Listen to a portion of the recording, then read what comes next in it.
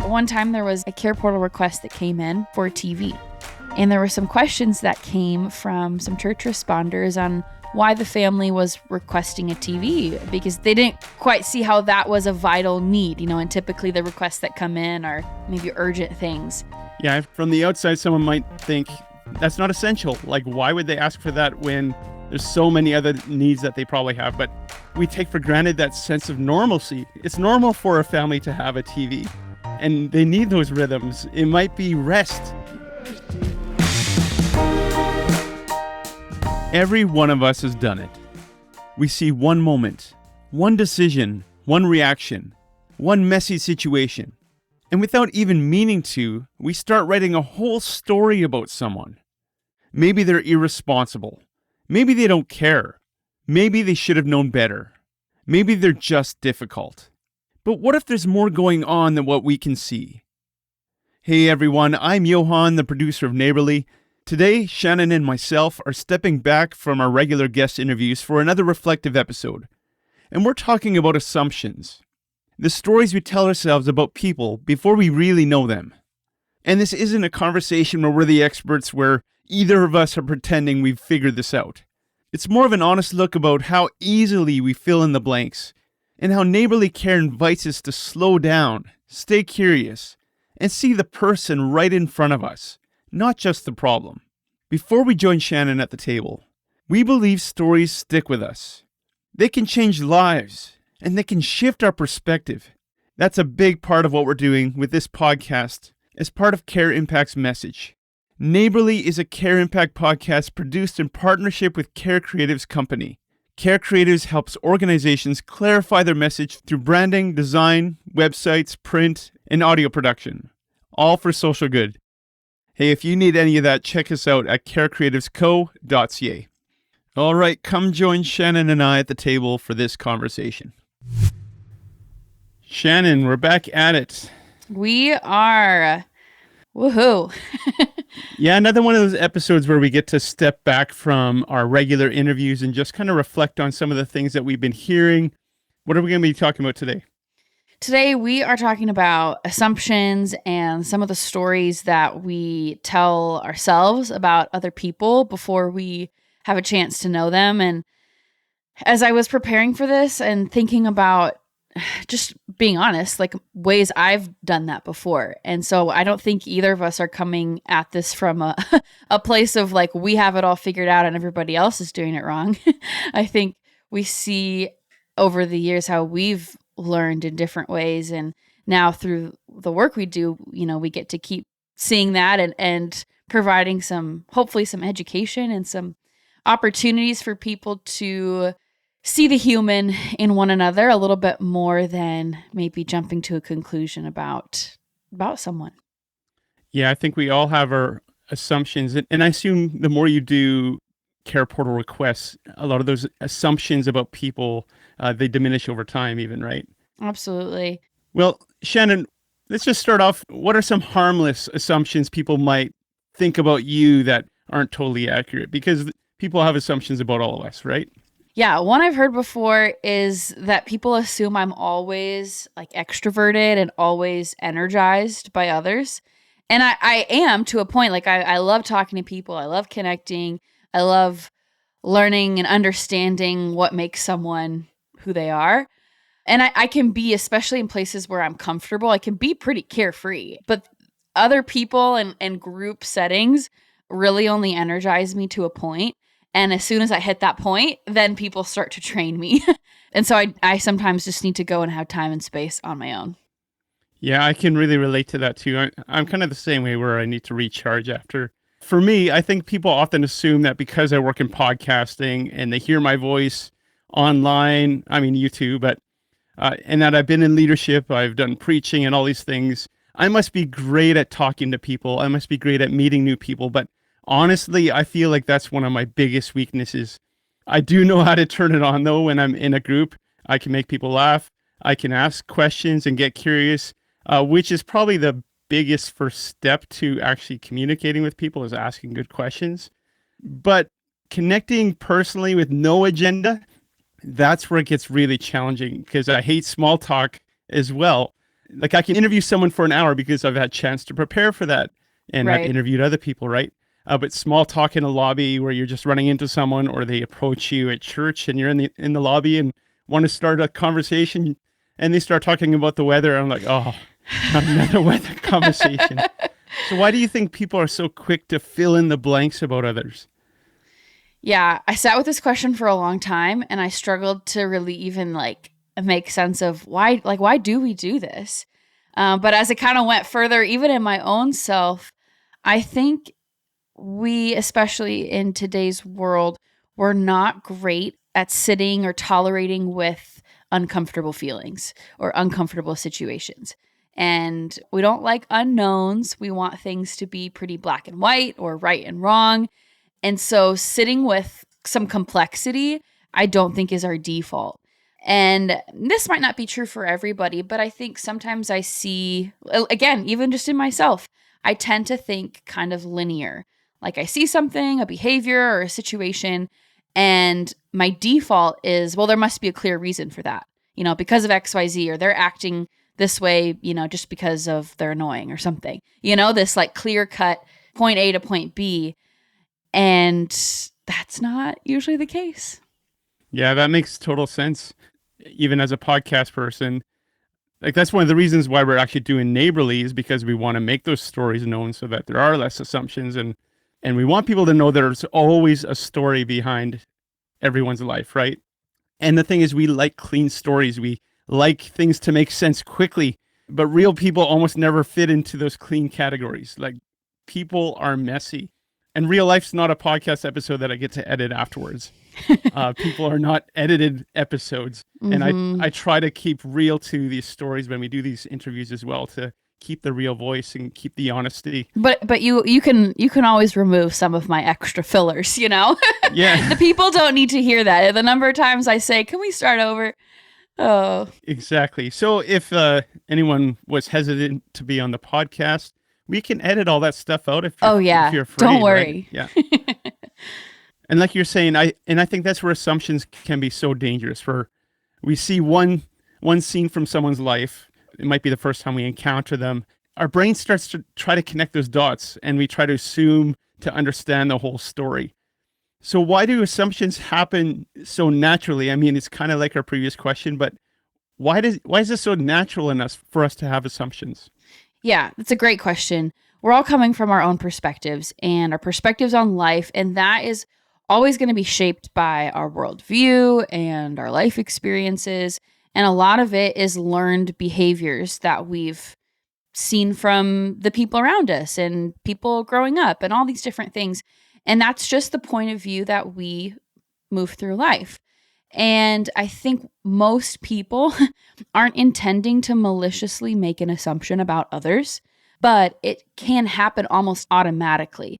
And so I think that's really the core of this, is not to shame anybody for having an assumption. I think what we're really trying to help people do in this episode is pause and learn how to pause when we're making those assumptions. And instead of jumping to a conclusion, be a little bit more aware of ourselves and where that assumption might be coming from a little bit preemptively. Yeah, I think that's important. And you're right. I don't think most assumptions come from cruelty automatically. Right. Sometimes they come from what someone has been taught in their home. Sometimes they come from what they've experienced. And quite often it comes from fear, just of the unknown, like you said earlier. And for me, sometimes they come from things we just really haven't took the time to think deeply about before. And that's something I've had to learn over the years. That doesn't make assumptions harmless, but it does mean that we need to be honest about how easily these stories can form inside of us. So I just mentioned where I noticed it in myself, where I just haven't had time to think deeply on a lot of these assumptions. Where do you notice it in yourself? Yeah, I'll be a guinea pig and put myself out there.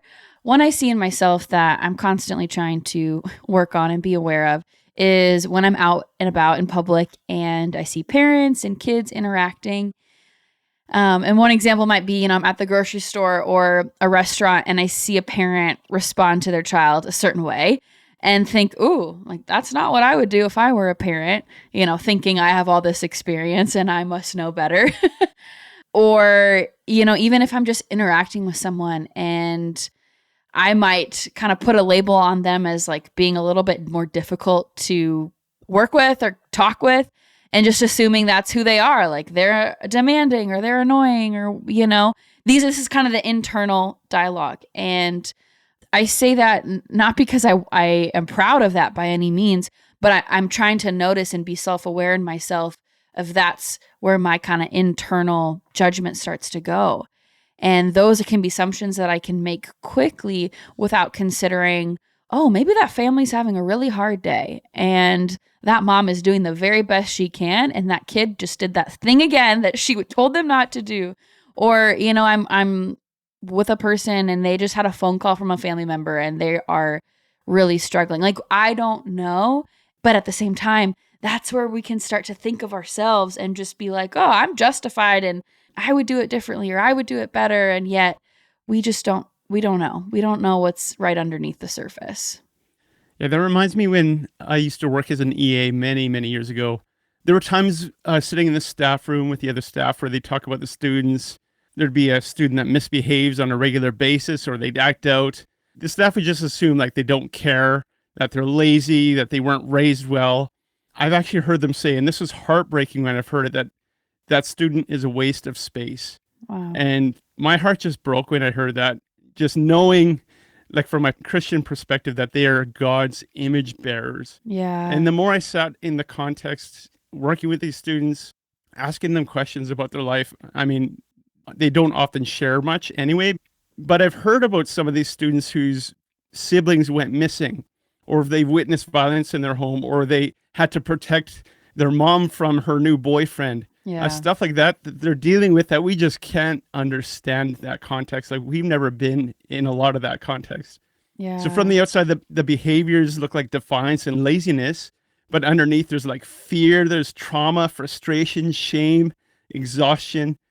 So a student not doing homework might look like laziness from the outside, but there's a real story of fear and trauma, like I was saying.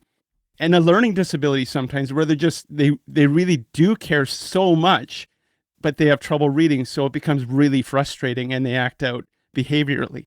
Those are some of those assumptions that even caregivers, those in authority, like teachers, they have assumptions about students sometimes. I'm not painting everybody with this broad stroke, but there's some out there that are caring for these kids that just don't take the time to understand.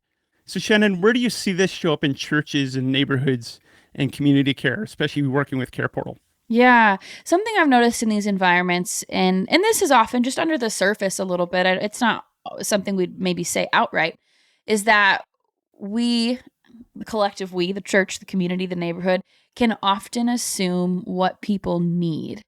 And again, going back to what you're saying at the beginning, this isn't malicious, but it's sometimes just our default. And especially like me, if you're a helper, you want to fix things, you want to right wrongs, you can quickly jump into like, oh, well, I know what that family probably needs.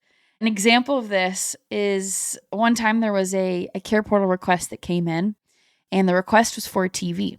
And there were some questions that came from some church responders on why the family was requesting a TV, because they didn't quite see how that was a vital need, and typically the requests that come in are maybe urgent things.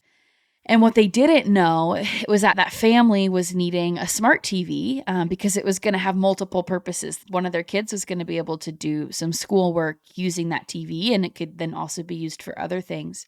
Yeah, and so when we see that request come in, we don't necessarily know the whole story. Another common one I can see show up in conversations with community and just in friendships even is how people view homelessness. And sometimes the narrative is often, well, why don't they just go get a job? And from the outside, that's really, really easy to say. And I think for me, coming from a place of not experiencing poverty and not experiencing major hardship in my life, I kind of used to think that way too, of like, well, if you're able to stand outside with a sign, like why not just spend that time, looking for a job?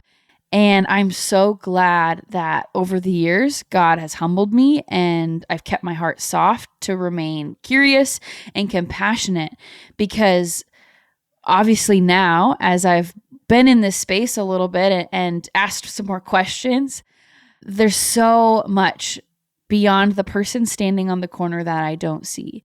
I don't know if they're battling active addiction or untreated mental illness, or they lack access to, shower facilities or transportation to get to a job interview. There's so many factors that it is not as simple as just going and getting a job.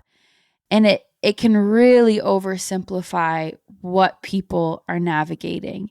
Yeah, so that's one example where I've seen in my own self learning and really wanting to help communities and churches look at themselves in that way as well. And again, not to shame anybody, but to help open our eyes to a different perspective. Yeah, I've heard that phrase before too. Like, why don't they just get a job?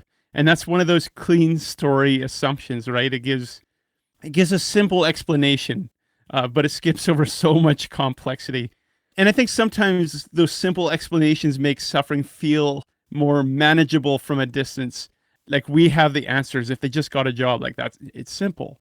And they give us no reason not to wrestle with those harder questions. And again, for me, it's thinking deeper on these things.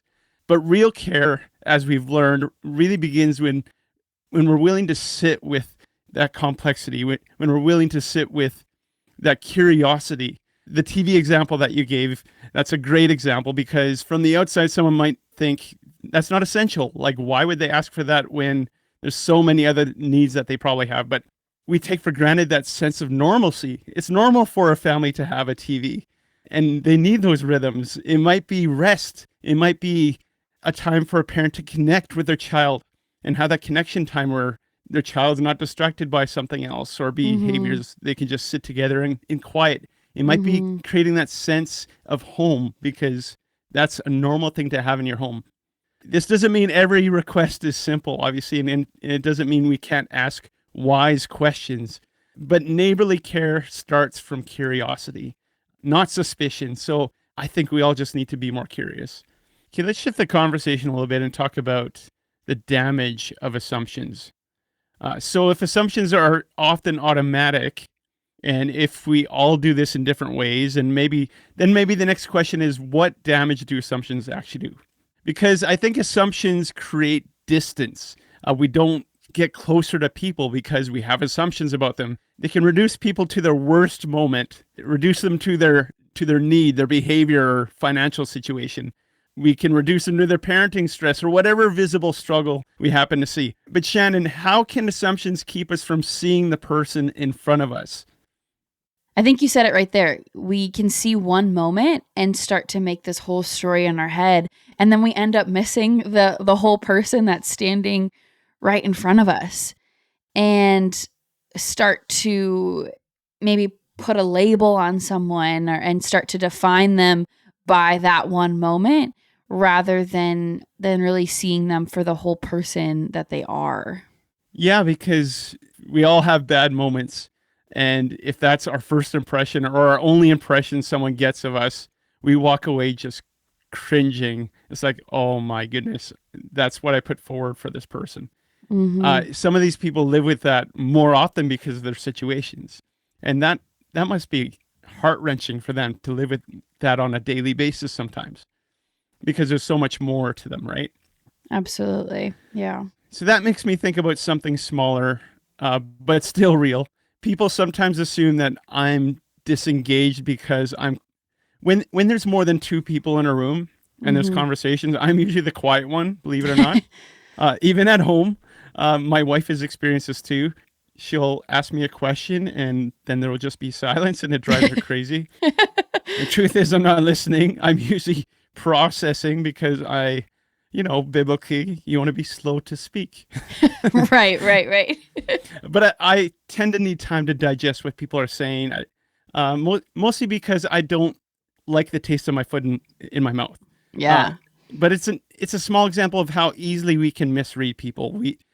We can misread silence. We can misread behavior, or we can misread tone. We can misread the struggle or the day that they're having. When we're at a grocery store and the teller's not smiling and grouchy, we can say, wow, they're really bad at customer service. Maybe they're just having a bad day. Yeah. And once that label gets attached, it can be a lot harder for us to see a person clearly, especially if that's our first impression of them.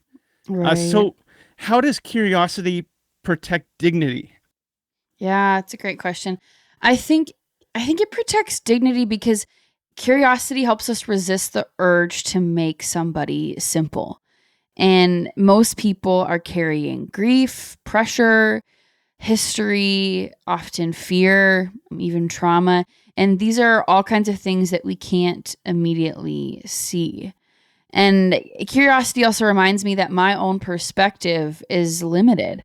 I might have an interpretation of someone's behavior, but that interpretation is definitely not the whole truth.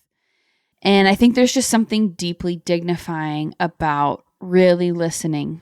And curiosity helps tell someone, I want to know you, and there is safety really here to be yourself. And I think when someone feels safe and you can be trusted with whatever it is they want to say, that's really where someone feels dignified.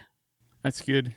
And if you know me, I like to bring in scripture into these conversations Yeah. because as it says in Timothy, scripture is profitable for teaching, reproof, correction, and for training in righteousness. And obviously, Jesus is such a beautiful example of what we're talking about today. Mm-hmm. One of the things that we see so clearly in his life is that he consistently saw people beneath the labels, beyond their labels that others have placed on them. We see it, the woman at the well. And specifically, I'm thinking right now, I don't need to go into a sermon here, but the story of Zacchaeus, he really fits into that conversation. Everyone already decided who Zacchaeus was. He was that tax collector. He was corrupt. He was compromised. He was not the guy people wanted Jesus spending time with. I'm pretty sure they tried to counsel him against it. Why? Yeah. Like, let's maybe not talk to this person. Can we just move it over here? So Shannon, when you think about Zacchaeus, what stands out to you about the way Jesus treats him? Yeah. Well, like you said, tax collectors in those days were not at all viewed highly. Well, I don't think we still like paying taxes. That's true. But Yeah. especially in those days, they were corrupt, like you said, and would often take more than the tax somebody owed and just keep that for themselves. And so, I think if I were, one of the people who were viewing Zacchaeus this way, like I'd feel pretty righteous in my anger towards this man. And yet, Jesus not only noticed Zacchaeus, but he moved towards him. And he said, I'm going to stay at your house. And that just doesn't make sense. Zacchaeus treated people unjustly. He was what we'd call a bad guy or, a sinner. I would probably be offended, actually. Yeah. And so culture would say, like, this guy's, he's not who you want to hang out with. Like, we need to call him out and chastise him because he's been doing wrong. And like you said, he's a tax collector. So to be fair, some of that story was probably based on real harm where he actually did harm to people by collecting taxes when it probably wasn't justified. He'd probably taken advantage of people. He probably benefited from this unjust system. And we feel like we're all righteous when we stand up against these things. But this isn't about pretending none of that mattered. Mm-hmm. And Jesus didn't excuse what Zacchaeus had done. And he also didn't reduce what he had done. Mm-hmm. But the crowd saw that label and Jesus saw the person. And being seen differently opened the door to living differently. Right. Jesus didn't ignore the truth again, but he saw more than one piece of it. Yeah. Those assumptions that we have coming in. Mm-hmm. When I was reading this short passage of Zacchaeus before today, it kind of just struck me again. And this is a story that I've been singing the Zacchaeus song since I was a little kid. And yet this is what Jesus says. He says, today salvation has come to this house because this man too is a son of Abraham. For the Son of Man came to seek and to save the lost. And even in all of the harm that Zacchaeus had done, Jesus didn't see that as the end of the story. Yesterday, I saw a video. It reminds me of this, and it stopped me in my tracks. I'll probably cry as I tell this story again, but it was a video of a young woman. Her name is Shelby Brown, and in the video, she was speaking to inmates in a prison, and she shares this story that her dad was a police officer, and when she was 18, He responded to a call and he was shot 4 times and he passed away. She shares that in the pain and the brokenness, she felt the Lord was prompting her to make a decision. And this is what she felt like the Lord said. I felt like he said, Shelby, close your eyes. I want you to picture the face of Jesus. What did his eyes look like on the cross? And for me, she says, they were looking straight at me, filled with tears. And I felt like he said, Shelby, I did this for you. But do you know who I also did this for? I did this for the man who shot your father. Wow. And she goes on to talk about how she chose to forgive the man that killed her dad. And now she brings the hope and the redemption of Jesus to men and women in prison. And I can't stop thinking about that, because where we see labels, where we see a grumpy neighbor or a tax collector or even a murderer, Jesus still sees a person. And that does not excuse the behavior. It does not say that it was okay. Jesus says it's still not too much for his mercy and his grace. It's really good. So we need to wrap up pretty soon here. So this is where we need to get a bit more practical. How do we actually move from judgment, these assumptions, into curiosity? Because curiosity doesn't mean that we throw wisdom out the window. I like the quote, don't be so open-minded that your brains fall out. Yeah. It means that we refuse to reduce a person to what we actually see in that moment. Like I mentioned before, I would say an unhelpful version of this would be, don't judge anyone. Everything is fine. But I think a better version of that is use wisdom, keep healthy boundaries, and don't let your first assumptions become your final answer. So, Shannon, how do we stay compassionate without ignoring harm? Yeah. Well, I think it's important to say this. We are talking about pausing and being curious before we make assumptions. And that's not the same thing as excusing harmful behavior, just like I talked about in that last story. Accountability still matters. Using wisdom still matters. But staying compassionate can look like acknowledging that there's more we don't see, whether that's instability or fear or trauma. And that can help us to understand someone's behavior without excusing it, while still wanting to know the human underneath the surface. I think multiple things can be true at the same time. Yeah, I think curiosity doesn't mean pretending that harm is okay. It means refusing to let harm become the only thing that we believe about a person. Yeah. So right. even sitting with a story and showing that you're understanding someone's story doesn't mean that we're justifying everything that they do. It just means that we're starting to understand. Yeah. So we're going to transition to the end here. So maybe a practical invitation this week. We'll keep it simple. So when we notice ourselves making these assumptions about people when we encounter them, here's 3 questions I think that we can ask ourselves. I'm sure there's more, but these are just 3 that we've thought of. First of all, what story am I telling myself? Number 2, what might I not know? And lastly, what would dignity require here? And that might mean asking a better question. It might mean offering patience. It might mean learning someone's name. It might mean softening our tone.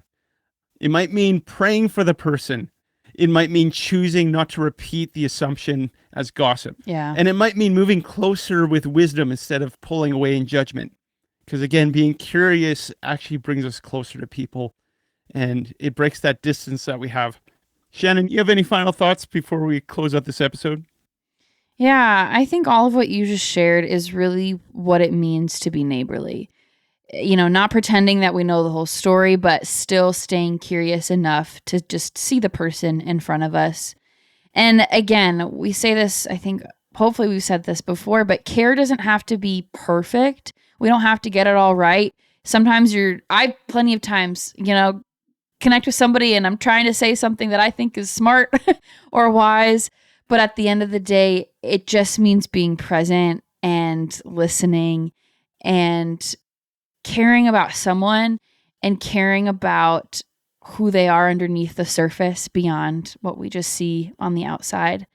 And I think that is really what can help us look a lot more like Jesus when we move towards those who people tend to move away from, and when we ask the questions instead of staying off at a distance. That's what it really means to be a good neighbor. And hey, listeners, we'd love to hear any stories. If you've gone from judgment into curiosity, if you've been able to make that transition and have some specific stories to tell, because those are great stories to share on this platform. So reach out to us, podcast@careimpact.ca. We'll see you next time. The stories we share here remind us that care does not have to be perfect to be powerful. It just has to be present.